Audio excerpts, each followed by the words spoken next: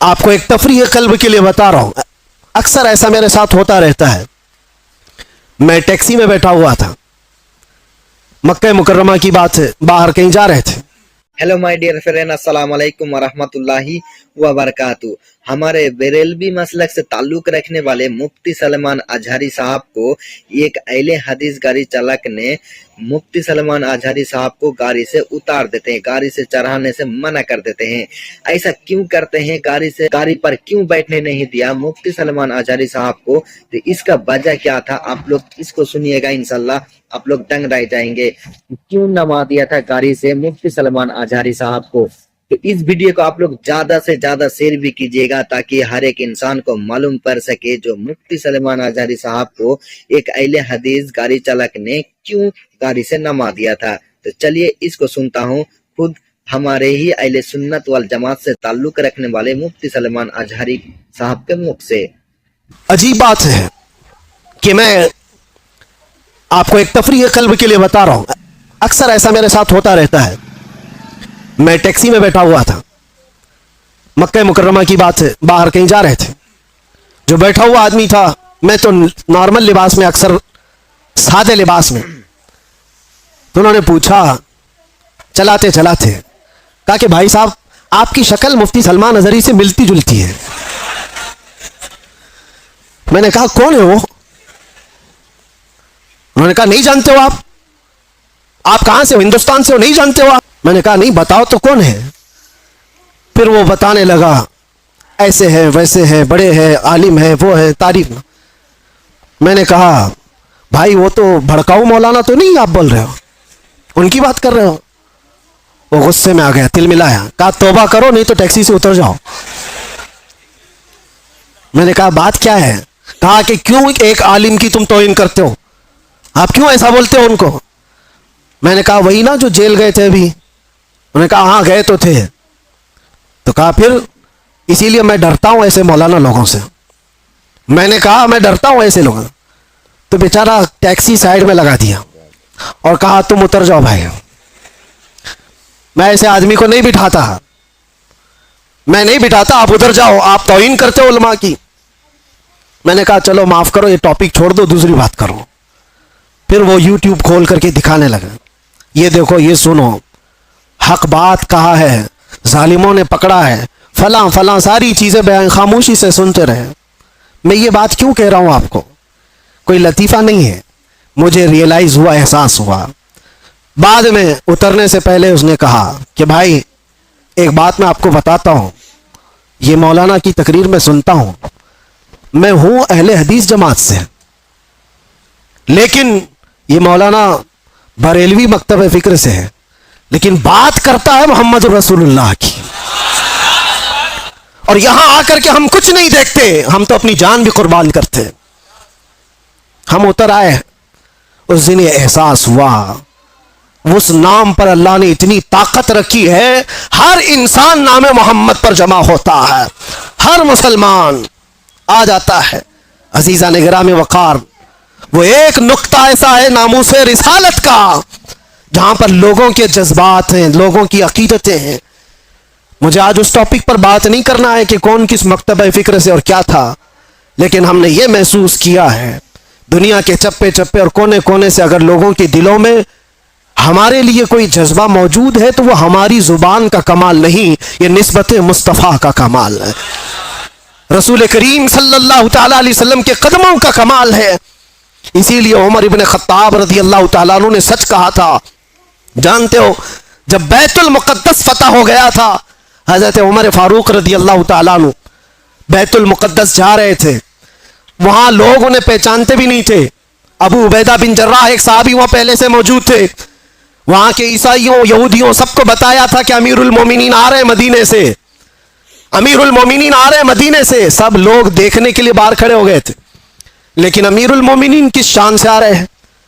وہ اپنے ایک غلام کو لے کر اپنے گھوڑے کے ساتھ جا رہے ہیں۔ کیا کمال کی عدالت ہے عمر فاروق کی، اپنے غلام سے مدینے سے ہی طے کر کے چل رہے ہیں، 1 میل میں گھوڑے پر بیٹھوں گا تو چلے گا، اور 1 میل تو بیٹھے گا اور میں چلوں گا۔ پورا سفر آقا اور غلام ایسے چلتے رہے۔ कभी हजरत उमर रस्सी पकड़ कर चलते, कभी वो गुलाम रस्सी पकड़ कर चलता था।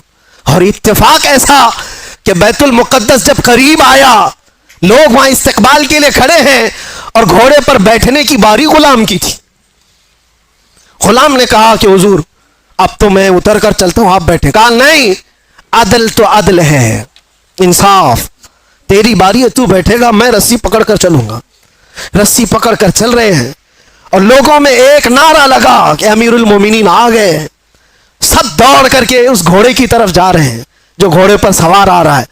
अबू उबैदा बिन जर्राह जो सहाबी मौजूद थे, पुकार कर कहा, ऐ लोगों, सवारी पर बैठा हुआ वो नहीं है अमीरुल मोमिनीन, रस्सी पकड़ कर जो आ रहा है वो है अमीरुल मोमिनीन। दुनिया ने पहली मर्तबा ये मंजर देखा होगा। कहां है वो लैंड क्रूजर वाले लीडर लोग, कहां है वो जो रसूल पाक सल्लल्लाहु ताला अलैहि वसल्लम के इन जानशीनों की मिसाल ला करके दिखा दे।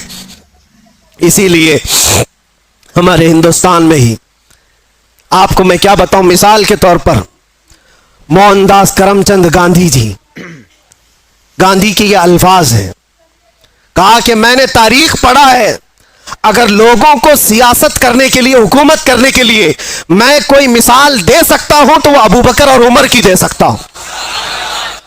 लोगों ने इस चीज को एक्सेप्ट किया है, एहसास किया है। उन्होंने जो दुनिया के सामने मंजर पेश किए थे वो रसूलुल्लाह के गुलामों ने। सुनो, हजरत उमर फारूक रजी अल्लाह तआला अन्हु ने जो बात कही थी उसको मैं समेट रहा हूं। लोग जब आपको पुकार कर अमीरुल मोमिनीन कहते हुए करीब आए तो आप रो पड़े। ये वो वक्त था हजरत उमर का जब पूरा अरब जो आज है, सऊदी अरब जिसको कहते हैं, ये अरब था, सिर्फ अरब था, सऊदी बाद में बना है। हिजाज और नजद दो इलाके थे और दोनों मिलाकर के अरब था।